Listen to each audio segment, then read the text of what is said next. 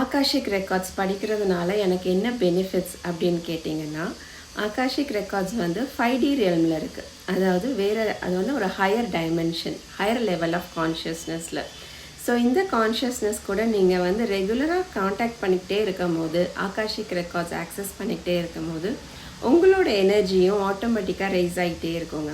So அப்படி rice ஆகும்போது நம்ம நிறைய அந்த லோ எனர்ஜிஸுங்கிறது வந்து நம்ம ஃபியர், கில்ட், ஷேம் இந்த மாதிரி எனர்ஜிஸ் நிறைய ரிலீஸ் பண்ண ஆரம்பிப்போம்.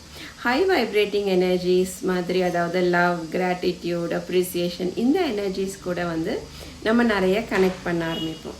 ஏன்னா ஆகாஷிக் ரியல்மில் இருக்கிற டிவைன் பீயிங்ஸ் வந்து அன்கண்டிஷ்னல் லவ் மட்டும்தான் வந்து கொடுப்பாங்க.